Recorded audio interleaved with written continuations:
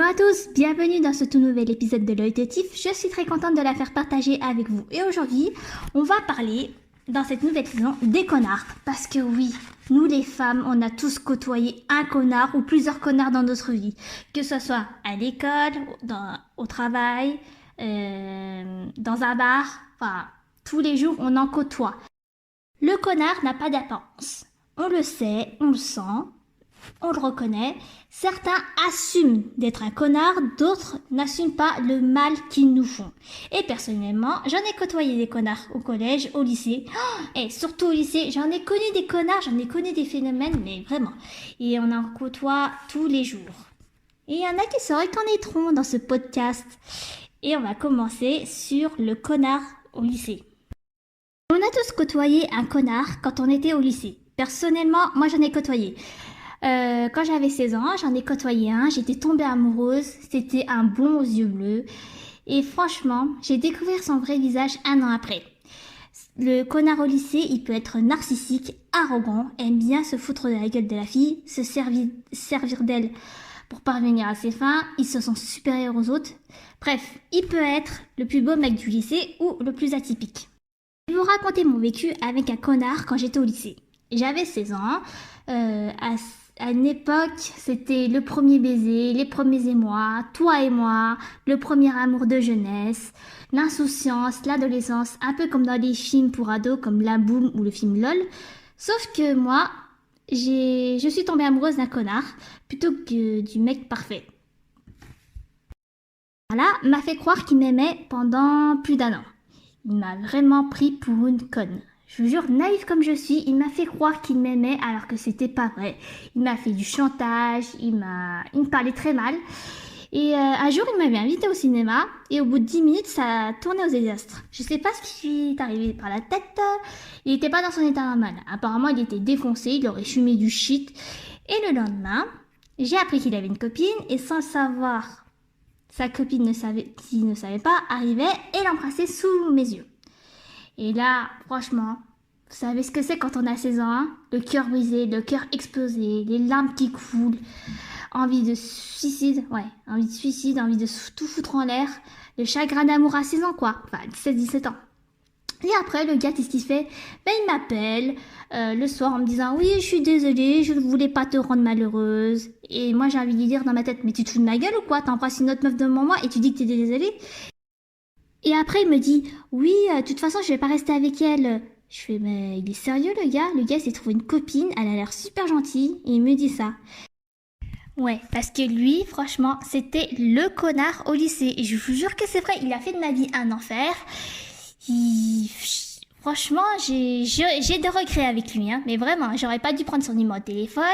Après, moi, je suis un petit peu en tort parce que moi, qu'est-ce que j'ai fait? Ben, je l'ai harcelé au téléphone. Ouais, ça a coûté une blinde aux factures de téléphone parce qu'à l'époque on n'avait pas de portable. Alors ouais, j'ai dû prendre le téléphone fixe pour l'appeler puis et voilà. Je sais pas si c'était les hormones ou si c'était autre chose. Mais franchement, je lui ai fait un petit peu peur, mais voilà. Voilà, mais le gars, il était pas très honnête. Il aurait dû me dire non merci, je suis pas intéressée, je veux pas sortir avec toi, plutôt que de faire croire qu'il m'aimait pendant plus d'1 an. Vous savez quoi? Le gars, il était fan de Britney Spears. Je vous jure que c'était vrai. Britney Spears. C'était avant l'époque de Leave Britney Alone, avant que ça descende aux enfers. Et ben une fois, je suis allée chez lui. Il m'a invité dans sa chambre. Non, c'est pas ce que vous croyez, hein. Moi, j'ai rien fait. C'est pas ce que vous croyez. Mais quand je suis entrée dans sa chambre, il avait des posters de Britney Spears tapissés sur les murs. Il avait tout de lui, hein. Les livres, les DVD, les cassettes. Enfin ouais, les cassettes, ouais, ça existe encore, bref. Le parfum, c'était un fan de Britney, il avait des posters dans sa chambre, je crois que près du lit aussi, si vous voyez ce que je veux dire. Mais je me dis, aïe, c'est pas une chambre de mec, c'est une chambre de gonzesse.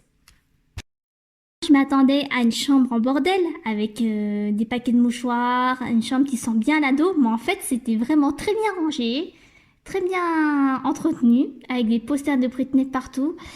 Et voilà. Et quelques années après, bah, j'ai appris que mon premier amour de jeunesse, enfin, le premier connard de jeunesse, on va dire, eh ben, qu'il avait des tendances qui étaient du côté de la chaquette. Voilà. Parce qu'il y a un moment où quand j'étais pas bien, quand je cherchais du réconfort, il se permettait de me rabaisser, Il se permettait aussi de me faire du mal, que ce soit physique ou mental. Une fois, il m'avait fait une prise de judo et il m'avait filmé. Enfin, c'était sa copine qui m'avait filmé. Et heureusement qu'il n'y avait pas les réseaux sociaux. Heureusement, parce que franchement, j'aurais pu finir comme Marion, être victime des réseaux sociaux. Ouais, voilà. Et j'aurais pu porter plainte aussi. Parce que franchement, ça a été du n'importe quoi cette époque. Et une fois, j'avais raconté à ses potes qu'il m'avait montré sa chose. Oui, sa chose toute petite. Un micro-pénis il avait à cette époque. Mais bon, c'était un ado, hein. Il avait un tout petit pénis. Voilà. Et je lui avais raconté à ses copains pour rigoler. Et là, ça s'est parti en cacahuète. Il m'a giflé. Sous les yeux de sa mère qui était passée en voiture. Et heureusement que sa mère lui a passé un savon. Et finalement, j'ai fini par... comment dire, par ne plus lui parler. Voilà, parce que vu ce qu'il a fait, c'était la goutte d'eau qui débordait le vase, parce que monsieur assumait pas qu'il avait montré sa chose, qu'il m'avait montré sa petite chose à une certaine époque. Bon, ça, c'était le connard numéro 1 blond au lycée. Maintenant, le connard numéro 2 que j'ai côtoyé au lycée était un brun. Mais lui, c'était moins fort que l'autre parce que lui, c'est bien foutu de moi en fait. Hein. C'était vraiment un connard de première, mais vraiment un connard de première. Comment j'ai pu avoir le BK pour ce gamin? Oui, parce qu'à l'époque c'était un gamin, alors que moi j'étais prête à entrer dans la vie à l'âge adulte. Mais lui, franchement, la question que je me suis posée, mais qu'est-ce qui m'a fait tomber amoureuse d'un petit jeune en fait? Un petit jeune qui est né en 93. Ouais. Et voilà. Lui, c'était un petit con. Mais vraiment un petit con, hein. Du coup, il m'avait ajouté sur Facebook. Alors là, je passerai... non, je vais faire un autre sujet sur les connards sur Facebook. Mais là, celui-là c'est le pire, hein. Parce que tu lui souhaites un joyeux anniversaire. Et hop, qu'est-ce qu'il fait? Au lieu de mettre un mention j'aime ou un merci, ben il efface le commentaire. Connard. Je vous jure que c'est vrai. Et je me suis dit, allez, il sert à rien, hop, on l'enlève de Facebook. Mais comme je l'ai dit, c'était moins fort que l'autre connard blond. Parce que l'autre connard blond, bah lui, c'était vraiment un pire manipulateur qui a vraiment joué avec moi. L'autre, c'était un petit con, c'était un petit jeune qui aimait bien se foutre de moi. Voilà. Bon, ensuite, le connard brun au lycée, bah lui, bah c'est du passé, je lui pardonnais, je suis passée à autre chose, hein. En fait, c'est depuis mon voyage en Italie que, franchement, je me suis dit, allez, celui-là, il faut que je l'oublie, pouf, allez, dégage, je veux plus le voir. C'est ce que je me suis dit dans ma tête. Mais le connard blond, alors lui, j'en ai voulu pendant des années, hein, pendant des années, mais après, j'ai tourné la page, et après, durant mon 24e anniversaire, bah, j'ai appris qu'il était de la jaquette. Et franchement, ça m'a choqué, hein. J'ai mis une semaine à me remettre, mais finalement c'était du passé. Et voilà. Et je me suis rendu compte qu'il n'y avait pas de mecs parfaits quand j'étais au lycée. Non, des mecs parfaits comme dans les séries pour ados, comme les frères Scott ou Beverly Hills, des mecs beaux gosses, bien beaux gosses. Vous savez, un peu comme dans les séries pour ados qu'on regardait à une époque. Par exemple, dans Beverly Hills, on craquait tous pour Dylan ou Brandon, pardon. Ou sinon, on craquait tous pour Lucas ou pour Nathan. Dans Degrassi, Degrassi, c'est assez différent. Degrassi, les élèves, les acteurs et élèves, ils avaient à peu près notre âge. Mais ça, c'était pas pareil.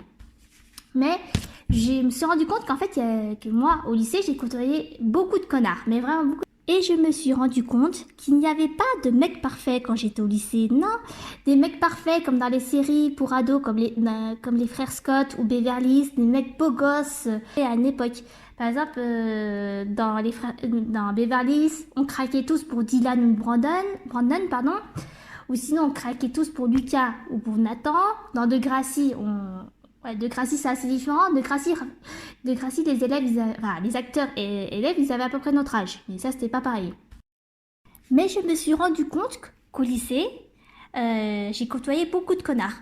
Collège et lycée, il y avait beaucoup de connards qui ont à peu près, on va dire, la même mentalité que Reese, on va dire ça. Parce que Reese dans Malcolm. Mais en fait, à côté de ça, lui, c'est un ange. Mais moi, j'ai côtoyé des garçons à peu près comme lui, en fait. Des petits cons. Voilà, des petits cons. Surtout au collège. Au lycée, Au lycée, j'en ai côtoyé combien? 2, 3, 4, mais rien de plus. Mais voilà, moi je pensais que les années d'adolescence, ça serait comme dans les séries comme Premier baiser, Les Frères Scott, Grease ou Beverly Hills. Voilà, mais sans plus. En fait, ça ressemble un peu plus à... Je sais pas comment expliquer en fait. À peu près comme dans la série de Gracie. Vous savez, la série de Gracie, la série canadienne qui a révélé le chanteur grec. Moi, personnellement, bah, comme je regardais la série, bah, je me reflétais plus chez les ados de cette série parce que j'avais à peu près le même âge que dans les frères Scott, qui étaient un peu plus âgés. Et maintenant, cet épisode est terminé. Je vous dis à très bientôt pour de nouveaux épisodes de la saison Les Connards. Il y en aura d'autres, rassurez-vous, parce que j'ai des tas de choses à raconter sur les connards. Et je sais qu'il y en a beaucoup qui aimeraient beaucoup écouter en fait ce podcast, parce que je voulais faire publier un livre, mais ça a été dépensé par les connasses. Je vous dis à très bientôt pour de nouvelles aventures sur les connards. Ciao!